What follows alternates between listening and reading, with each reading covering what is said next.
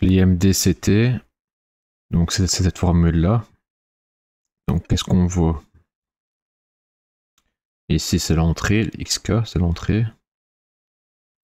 On parcourt entre K de n-2 n sur 2 moins 1, la somme, on fait la somme de ça, et on fait quoi? On fait XK fois cosinus pi sur 2n, 2i plus 1, n sur 2, 2k fois 2k plus 1, pour les i allant de 0 à n-1.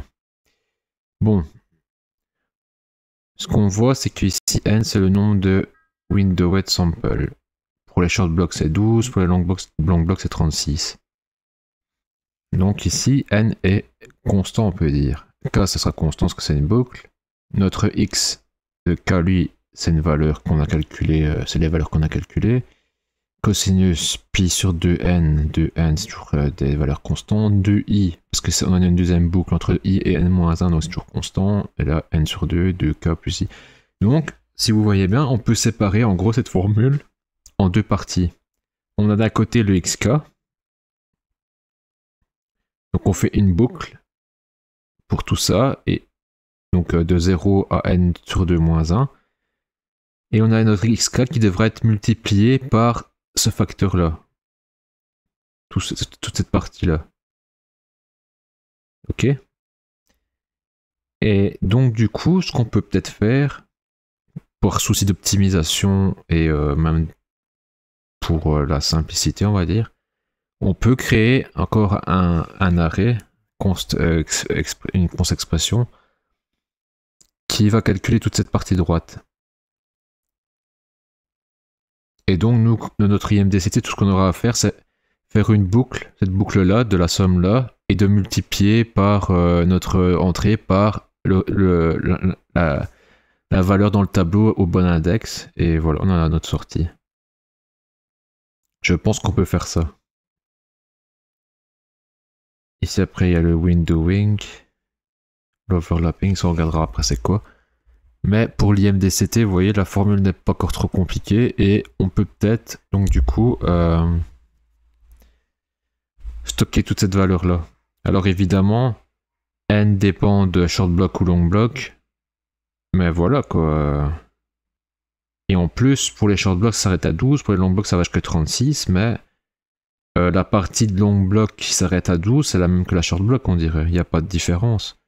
Parce que cosinus de pi sur 2n. Ah non, si ça change, parce que n c'est 12 ou n c'est 36, ouais. J'avais oublié qu'il y avait le n dedans. Ouais. Mais bon, ouais, donc on devra quand même avoir un tableau pour les shorts, un tableau pour les long blocks, ok. Après, ici, on divise par 2n. Et si on multiplie... Ouais, maintenant, parce qu'il y a des additions, on peut pas simplifier. Ok.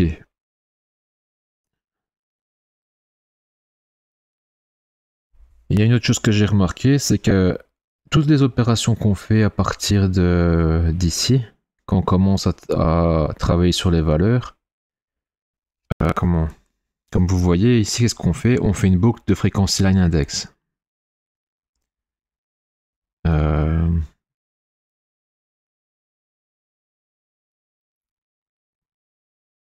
Qu'est-ce que j'ai fait? Non, enfin, soit. Je vais revenir au début. Hop. Donc ici on fait une boucle. Ici, à un moment donné, on refait une boucle. Bon, elle dépend de mixed block, fac, tout ça, mais on refait une boucle. Donc c'est reorder. Process stéréo. Donc il y a le MS, l'intensity. Bon, déjà pour l'appli alias réduction, on fait une boucle, mais pas vraiment sur les frequency lines.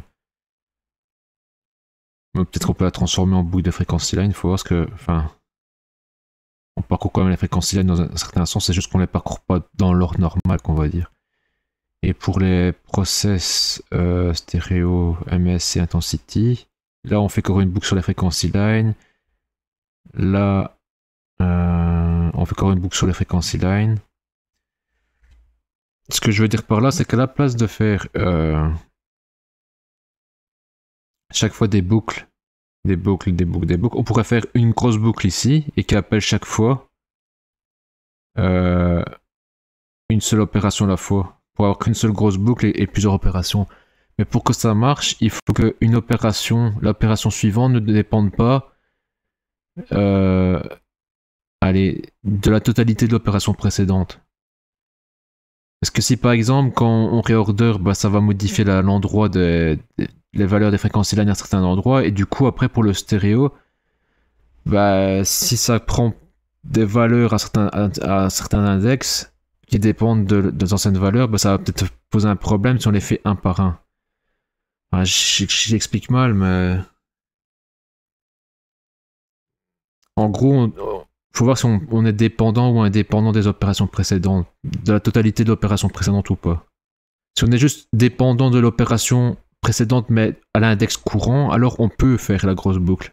Si maintenant on est dépendant de l'opération précédente mais qui s'étend plus qu'à l'index courant, alors là on peut pas faire comme ça.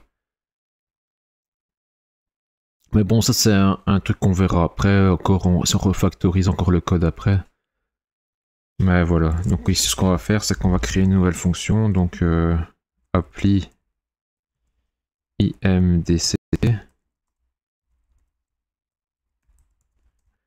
Donc on va refaire un granule index cannel index. Je sais pas si c'est ça, mais bon, on va voir. Hop. Faire ça. Donc appli imdct. Voilà. Et on va la mettre donc après appli alias réduction, pardon. Elle est où celle-là? Voilà. Void from appli imdct insigne d'int granule index insigne d'int cannel index. Voilà.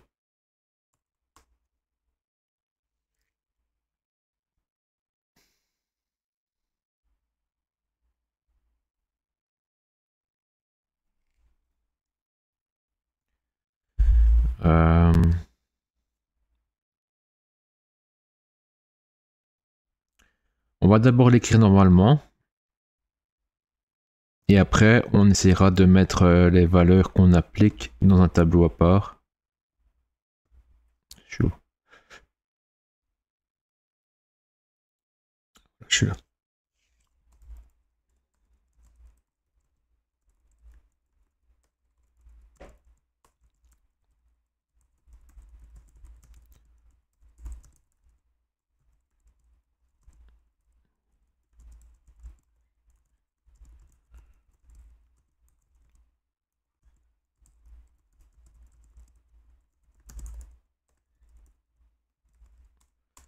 J'ai mis le taux de donation, on n'oublie pas. Et maintenant, on peut faire l'opération.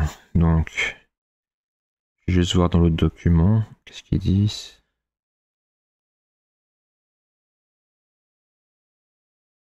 Inverse modifié discrète cosinus transform. Hein.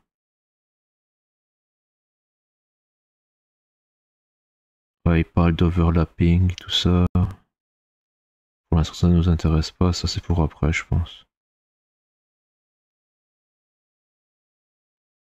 Ok. On a la même formule, hein, donc 2k n sur 2 moins 1, xk fois cosinus pi sur 2 n de i plus 1 plus n sur 2, 2k plus 1. Ok, c'est la même formule. C'est la même formule, donc ça va. Pas de souci. Juste, il y a un truc que je ne sais pas. Ici, on calcule les xi. Donc, on fait une boucle, d'abord, avec les i. Et la boucle interne, ce sera la somme. Donc, ce sera la boucle des cas. Donc, il y a deux boucles. For i n-1. contre, j'ai juste un souci. Si n égale 36, d'accord? Donc on fait une boucle entre 0 et 35. Donc 36 fois, on calcule 36 valeurs. Et ici, on fait quoi? On fait 36 sur 2, donc ça fait 18, moins 1, 17, donc 0 à 17. Autrement dit, on fait 18 fois le calcul ici. xk, avec xk qui vaut entre 0 et 17. Donc avec une valeur entre 0 et 17, on calcule une valeur entre 0 et 35. Donc on fait bien le double des valeurs. Mais ces valeurs-là, c'est les frequency lines. Enfin, c'est ce qu'on a vu avant, je pense.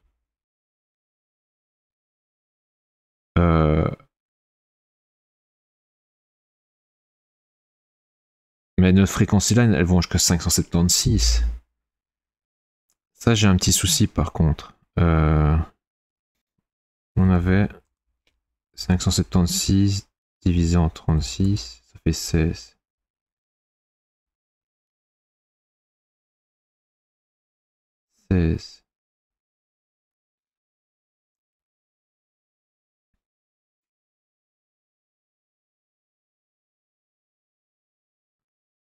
On fait un windowing. Par rapport à la type de la fenêtre, on lui applique une valeur. Donc ici apparemment, le xi, c'est notre xi qu'on a calculé ici. On lui applique un signe, pi sur 36, i plus 1 sur 2, pour i allant de 0 à 35. Donc là, pareil, c'est encore des valeurs qu'on peut calculer, des valeurs constantes, et on a un z. Là, on le fait selon l'index, on doit appliquer une opération différente. Pour le start block, pour le stop block, pareil. Et pour les short blocks, c'est encore un peu différent. La sortie de l'overlap, parce qu'après il y a l'overlap. Donc on a la première moitié des blocs de 36 valeurs. Donc on a bien un bloc de 36 valeurs ici. Hein. On produit bien un bloc de 36 valeurs. Pour 18 valeurs, pour 18 frequency lines, j'imagine, on produit 36 valeurs. Et la première partie de ce bloc de 36 valeurs, elle fait un overlap avec la seconde moitié du previous block. Et la seconde moitié du bloc actuel est stockée pour être utilisée avec le prochain bloc, dans la première moitié du prochain bloc. Donc ça, je suis d'accord. À mon avis, c'est aussi pour faire une sorte de blending, je sais pas. Enfin. Par contre, la sortie de l'overlap,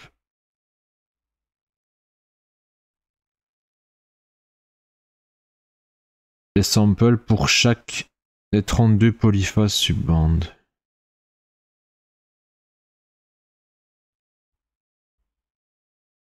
Euh, 32 polyphases subbandes. J'ai juste un souci sur la formule là, je comprends pas. Attendez.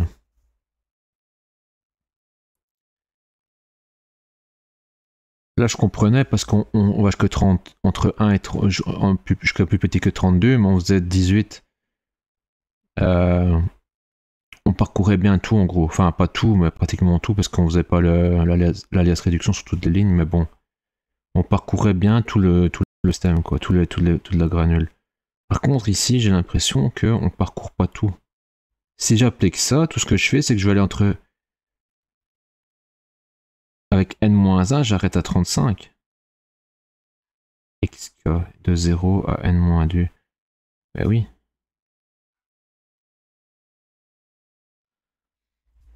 Comme c'est des sous-bandes. Peut-être qu'il faut répéter l'opération jusqu'à qu'on a les 576 frequency lines faites. C'est bizarre qu'il le précise pas. Est-ce que j'ai pas d'autres documents? Je vais regarder.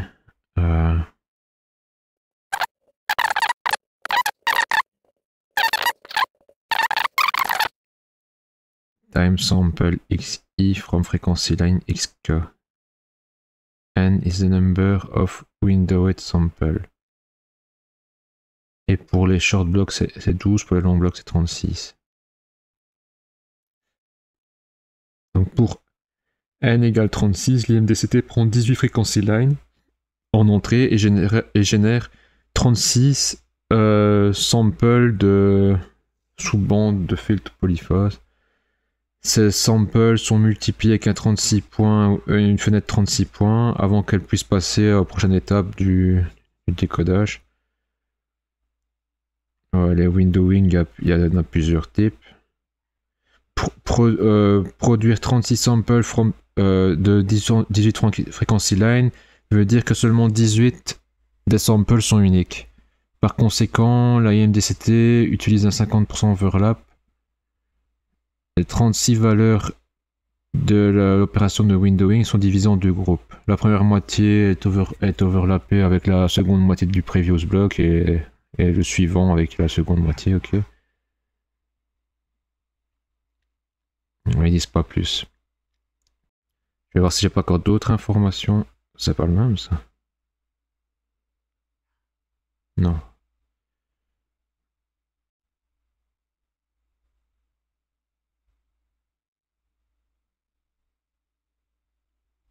On va voir si pas mieux.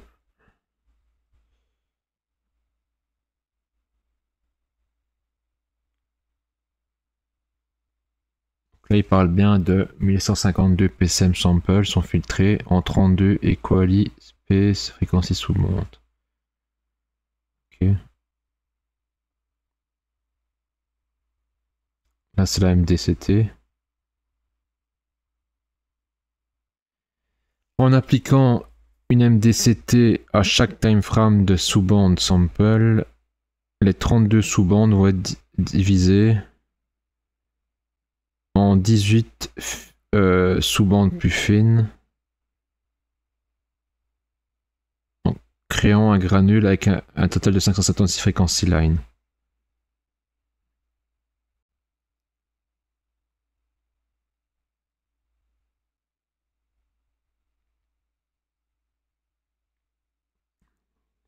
On va reprendre notre calculatrice. 576 divisé en 18, c'est 32. Ok. Donc on a 32 sous-bandes qui vont être en gros dans chaque sous-bande. À mon avis, il y aura 18 valeurs et ça créera un granule de 576 frequency line. Et donc en IMDCT, ce qu'on doit faire, c'est qu'on doit prendre ces 18 valeurs pour reconstituer les 32 sous-bandes. Donc on doit faire ça 32 fois. Attendez, on va voir si c'est bon. Donc là 36, 18.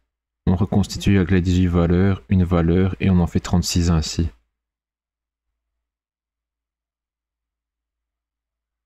« 18 valeurs qu'on prend. Moi, ce qui me dérange juste, c'est le k égale 0 sur n sur 2 moins 1. C'est quand on va prendre la valeur, par exemple, à l'index 1 ici. Donc au début, on commence à 0, donc il n'y a pas de souci. On fait une somme ici de 18 valeurs. Mais quand on va passer à l'index 1 ici, donc x1, on va recommencer à prendre la valeur à partir de 0 jusqu'à n2 moins 1. Donc xk, ça vaut toujours 0 ici. On reprend les mêmes valeurs à chaque fois, ici. Ça me semble bizarre. Après, je comprends peut-être pas bien. Bon, là, là. Les frequency lines du bloc d'alias réduction, donc les 576 frequency lines, sont mappées en 32 polyphases filter subband. Donc on a vu que 576 divisé en 32, ça fait 18.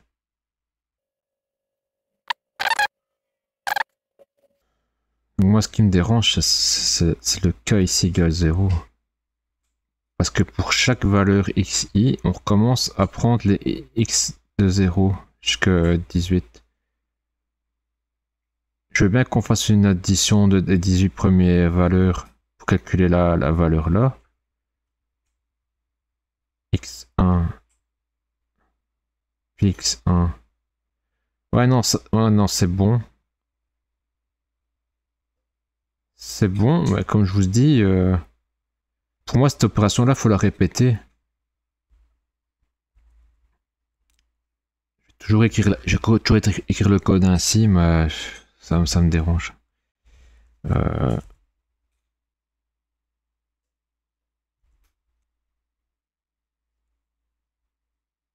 on va faire un for. Signet int. Comment on peut l'appeler?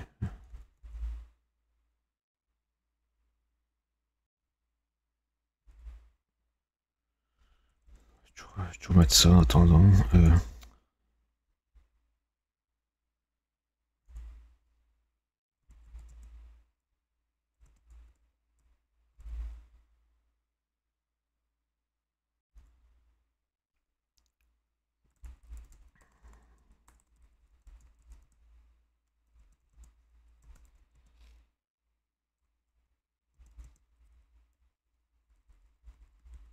Je vais mettre ça en attendant. Mais... Voilà.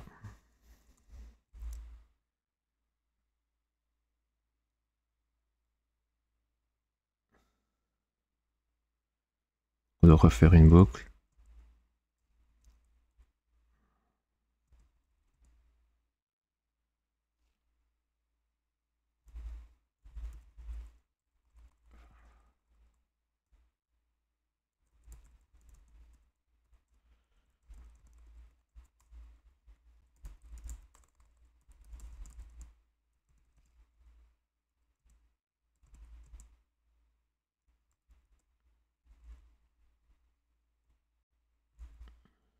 N sur 2, ouais. Plus K, voilà. Et donc, XI.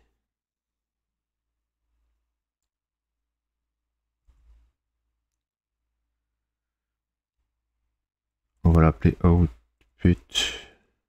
On va changer hein, tous les noms, tout ça, mais c'est juste pour voir. Output de I est égal à X de K. X de K, pour moi, c'est les frequency line.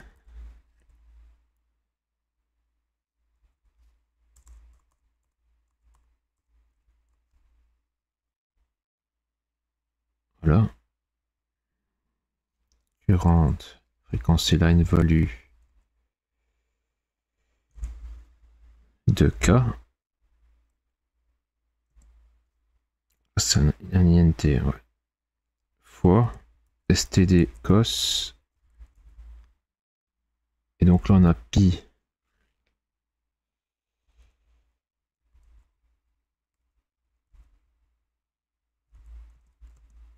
Je refais ça. Sur 2 fois n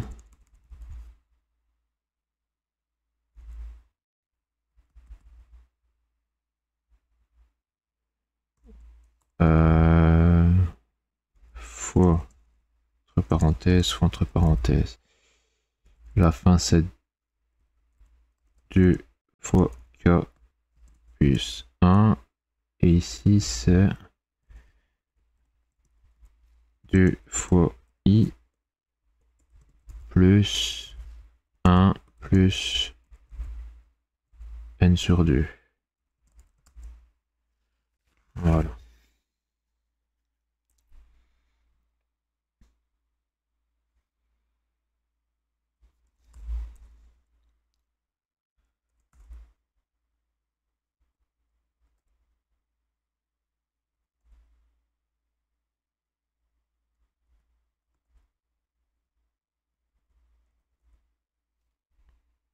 Des cos pi sur 2, 0. N fois i plus 1 plus n sur 2 fois 2, 0, k plus 1. Ok.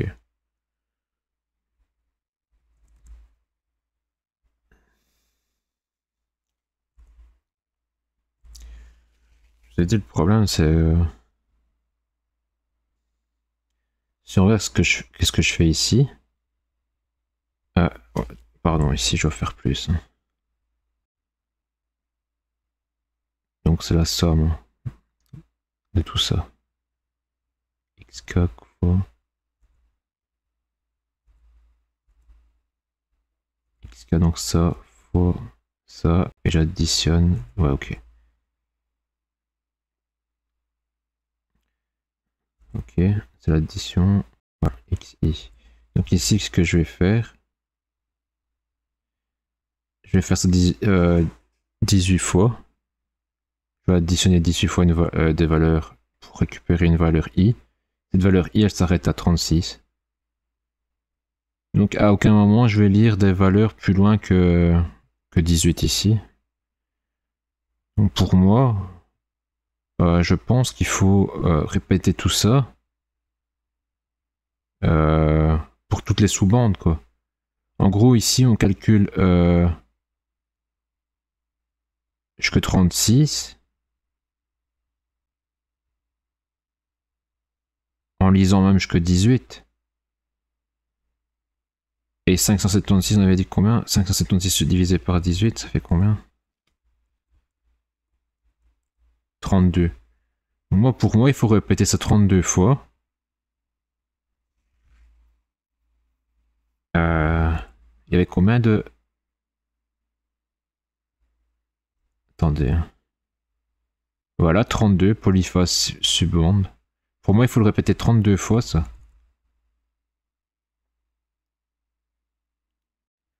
Et ce tableau-là, soit on fait un tableau du style, voilà, subbande,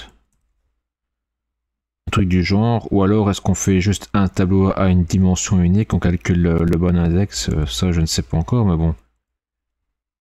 Bon, pour moi ici c'est des floats, quand même. Je me demande d'ailleurs si current frequency line à un moment donné c'était pas des floats déjà avant. Ça aussi il faudra faire attention. Quand on voit les calculs d'alias réduction, tout ça, avec des virgules, enfin des chiffres, des nombres à virgules, bon, le reorder c'est juste une réorganisation. Déjà le requantis, ouais, je suis pas certain que... On verra.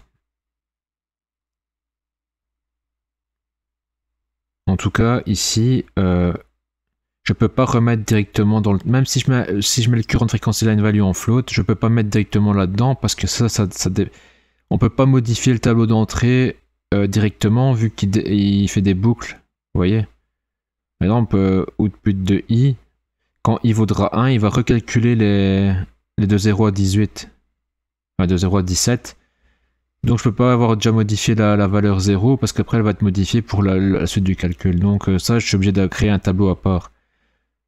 Soit je fais une copie du tableau si je le mets en float, soit je crée un nouveau tableau float que je vais devoir mettre dans le... ici. PCM value déjà, bah ouais j'en ai un ici au fait. Bah lui c'est float, hein, je suis presque sûr. Je vais juste regarder PCM value ce que j'en ai fait ici. Donc je resize. Après je sais pas si c'est par granule. Et ici je le renvoie, ok. Bon, on va le mettre dans le PCM value.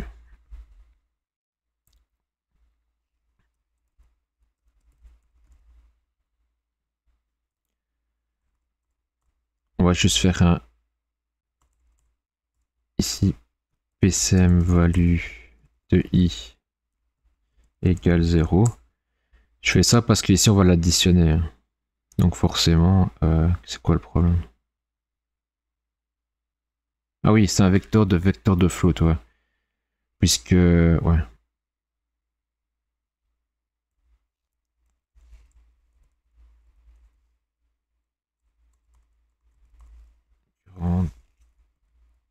PCM value vector. Autocurrent.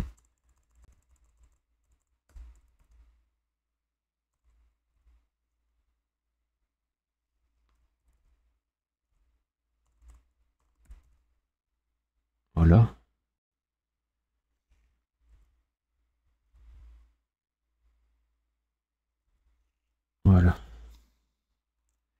Donc je le mets à 0 parce qu'après, forcément, je fais une addition. Donc il faut bien qu'à un moment, je l'initialise quelque part. Je pouvais l'initialiser dans le header, mais bon.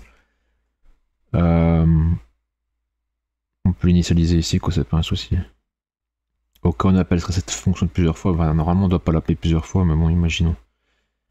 Bon, ça va dépendre du type de bloc. De Windows ou de bloc, je sais plus. Bah, c'est le même, je pense. Donc voilà. Donc comme je vous ai dit, moi pour moi, ça il faut le répéter.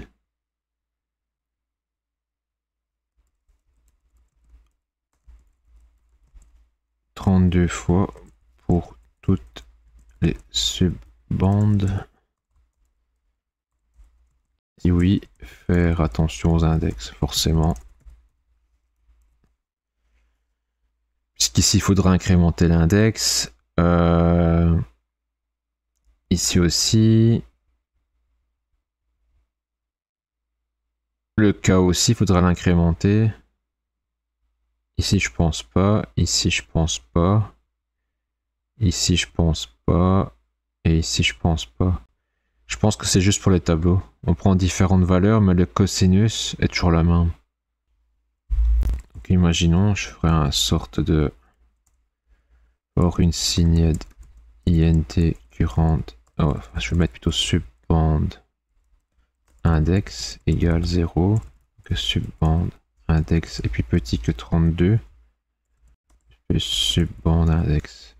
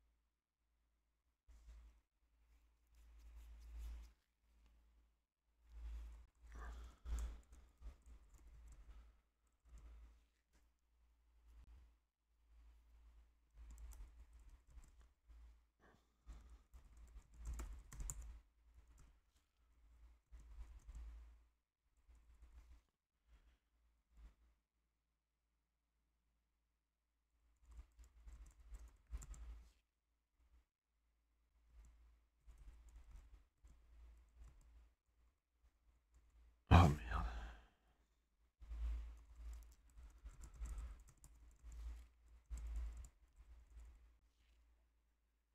Euh, 9.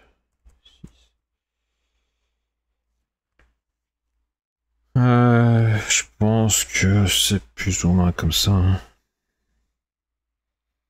Et donc du coup,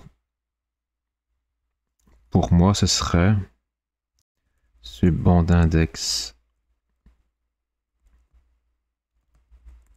fois quelque chose plus i. Et le fois quelque chose, ce serait fois n.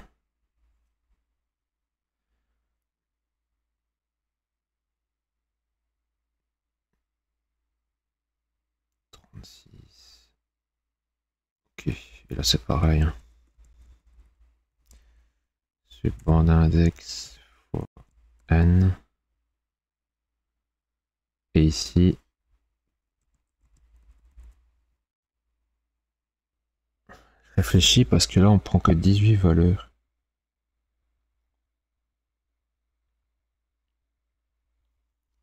C'est divisé en 18. Hein.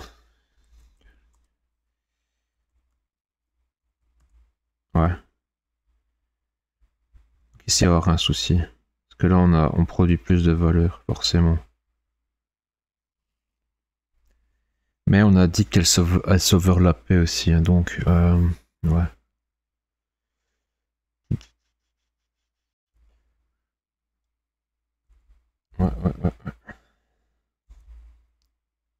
Et avant l'overlap, il y avait le windowing. À mon avis, il faudra faire tout en même temps. Ici, c'est sûr que c'est bon. Si je fais subbande index fois Par contre, est-ce que c'est fois n? Est-ce que c'est fois n sur 2? C'est fois n sur 2.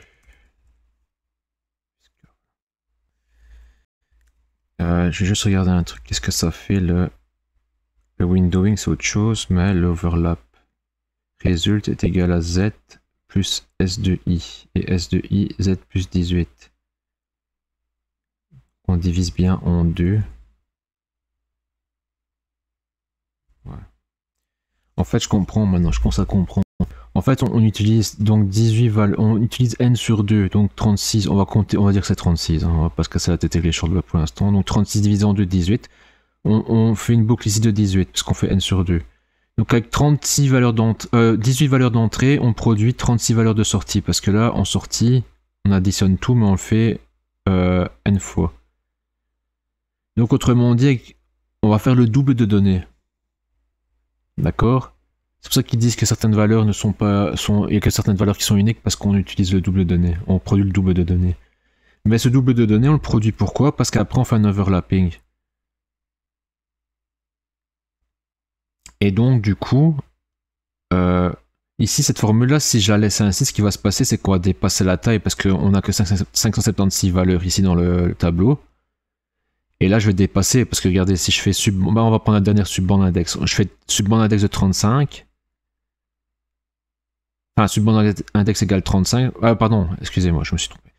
Subbande index entre 0 et 31. On va prendre la dernière subbande index, donc 31. 31 fois, on va prendre 36, pardon. Donc, calculatrice. 31 fois 36. On est déjà à 1116, et on fait plus i. Bon, si i est égal à jusqu'à la fin, donc jusqu'à 35, plus 35, égale 1260. Vous voyez? Ah, attendez, j'ai pas fait le plus. Enfin, 31 fois 36, plus 35. 1151, voilà.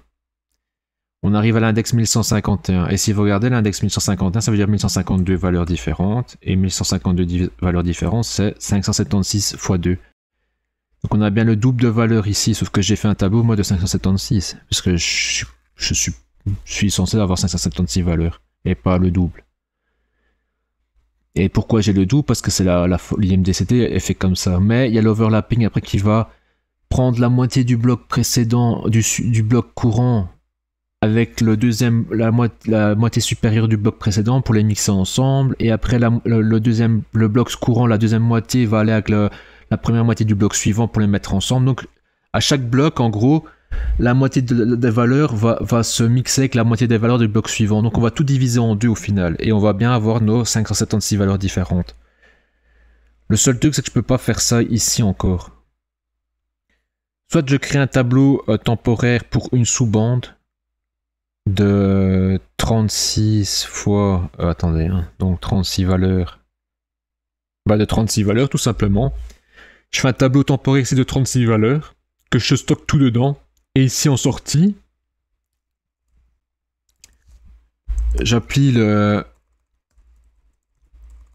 appliquer le windowing forcément. Et après en dessous, appliquer l'overlapping. Et là dans l'overlapping, ce que je vais faire, c'est que je vais stocker ça dans le current PCM, value. Et je vais pas dépasser mes valeurs, mes 576 valeurs, parce que l'overlapping, lui, va prendre des valeurs, des valeurs courantes avec les valeurs d'avant pour mixer, pour faire une seule valeur. Donc on va réduire le nombre de valeurs par 2. Donc ici, en attendant, je peux pas directement le stocker là. Donc je peux faire un std array de float, et on a 36 valeurs. Après je sais pas comment ça va se passer avec les shorts, hein. Mais bon, en attendant on va faire ça. IMDCT résulte au value, par exemple, voilà. D'ailleurs, on peut l'initialiser à 0. Je sais pas si on peut faire ainsi et que ça va mettre toutes les valeurs à 0. Je sais plus comment ça va. Je pense que c'est ainsi.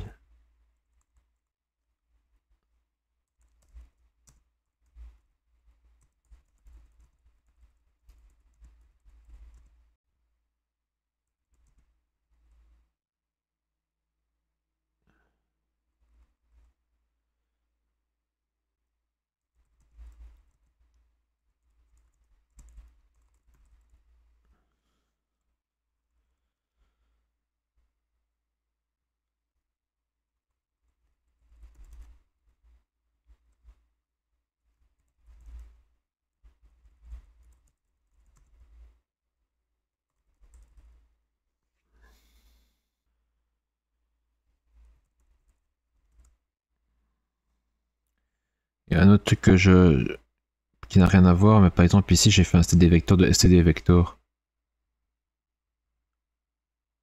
Mais c'est stupide parce que, comme vous voyez ici, je vais toujours resizer 576. Donc en gros, ce que je pouvais faire, c'est faire plutôt un std vector de std array int, 576. Et là pareil. Donc ça je vais renommer. Enfin je vais mettre un todo, plutôt std vector de std array de int, 576. Et pareil pour les autres. Voilà. Ce qui est un peu plus logique, je trouve. Bon, ça, ce sera après. Donc ici, on crée un arrêt temporaire. Et c'est dans celui-là qu'on va stocker les valeurs. Donc ici, c'est ici qu'on va faire le...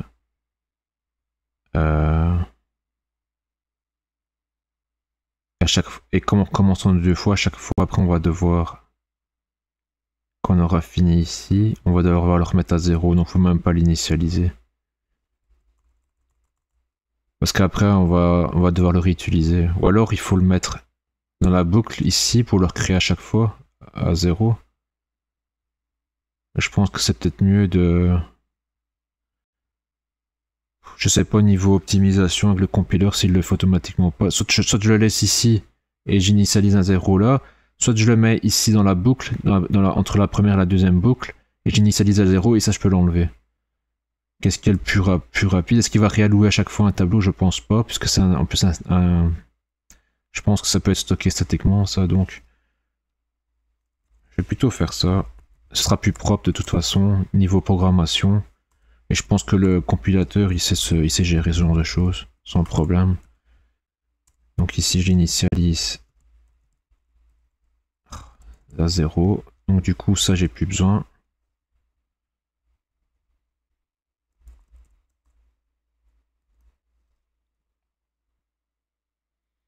Et donc, c'est pas current PC, mais c'est current subband value.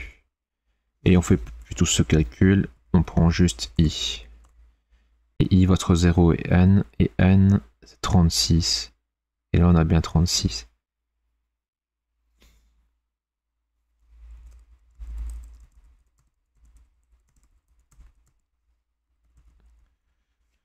Je sais pas si c'est 36 aussi, parce que shortblock c'est 12, mais c'est 12 x 3, on avait avec les Windows. Donc je sais pas si à la fin ça produit 36 valeurs aussi ou pas.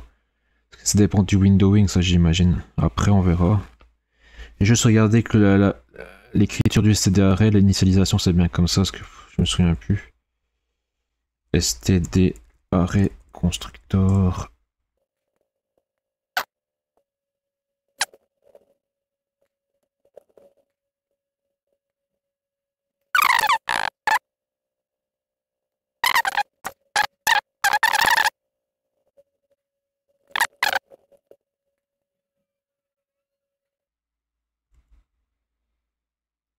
En faisant ça.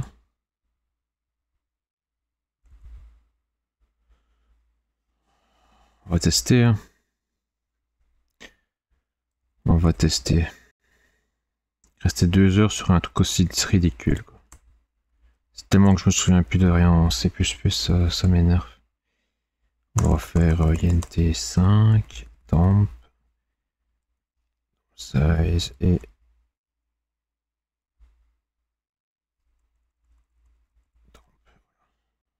Run. Ah, il est initialisé à 0 là. Le problème c'est que je sais pas si c'est vraiment initialisé à 0 ou bien, vous voyez. Si je mets 5 par exemple, juste pour voir ce que ça donne. Ouais, il initialise seulement le premier à 5, ok. Le problème c'est que je sais pas s'ils sont les 5 à 0 parce que ça doit être vraiment initialisé à 0 ou c'est parce que le compiler l'initialise à 0 mais il n'est pas obligé de l'initialiser à 0. Alors là ça me fait un problème du coup. Parce que ça tombe si on le compile en optimisé, pas en debug mais en release. Peut-être qu'il va faire des optimisations qui va faire qu'il va pas être initialisé à 0. Ça j'en sais rien.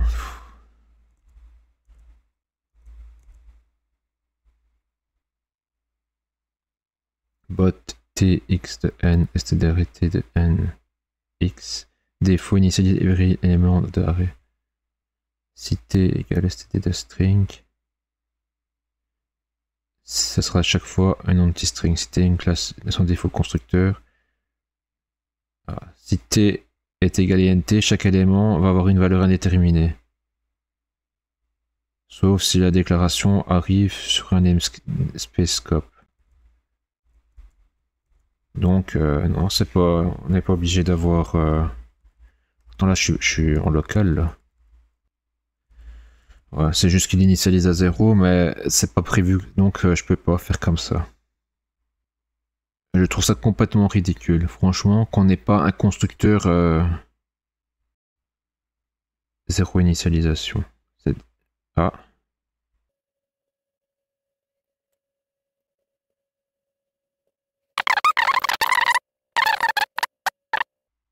Ah oui, ok. Oui.